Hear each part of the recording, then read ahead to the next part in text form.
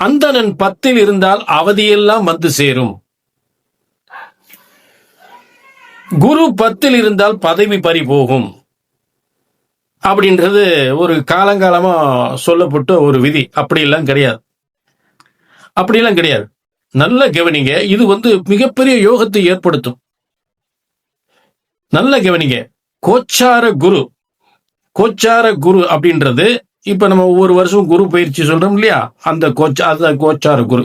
இந்த கோச்சார குரு ஒவ்வொரு வருஷமும் குரு பயிற்சி ஆகும்போது உங்களுடைய ஜனன ஜாதகத்துல 10ஆம் இடத்திற்கு வந்தாலும், உங்க ஜனன ஜாதகத்துப்படி 10ஆம் இடத்திற்கு வந்தாலும், உங்க ஜனன ஜாதகத்துல 10ஆம் அதிபதிக்கு இந்த கோச்சார குரு சம்பந்தப்பட்டாலும், அதே போல இந்த கோச்சாரத்தில் 10ஆம் இடத்திற்கு வந்தாலும், அந்த சந்திரனுக்கு 10ஆம் அதிபதியோடு சம்பந்தப்பட்டாலும் இல்ல பார்த்தாலும், நிச்சயமாக நீங்கள் எடுக்கிற ஒரு அரசு வேலை முயற்சி என்றாலும் சரி, ஒரு சொந்த தொழில் முயற்சி என்றாலும் சரி, ஒரு வியாபார முயற்சி என்றாலும் சரி, உங்களுக்கு ராஜ யோகத்தை தரும். 10 இருந்தால் பதவி பறி போகும் என்பது தவறு. அதே நேரம் ஒரு விஷயத்தை கவனிச்சுக்கணும். இப்ப ஒரு கோச்சாரத்துல ஒரு ராசிக்கு 10ஆம் இடத்துக்கு வருது. உதாரணத்துக்கு எந்த ஒரு ராசிக்கு 10ஆம் இடத்துக்கு குரு வராருன்னு வச்சுக்கோங்க. இப்ப துலா ராசிக்கு இப்ப வரப்போறார், 10ஆம் இடத்துக்கு வரப்போறார்.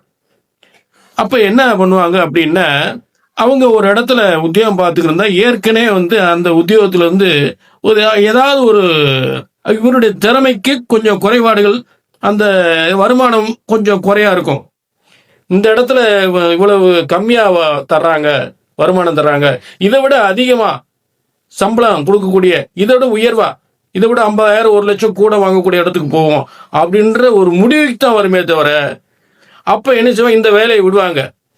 அப்ப இதை விட உயர்வா ஒரு பதவிக்கு போவாங்க. அதுதான் உண்மையை தவிர, அந்த நிலையில் இருந்தால் பதவி பறிபோகும் என்பது இல்லை. பதவியில் உயர்வு தரும், பணத்தில் உயர்வு தரும்.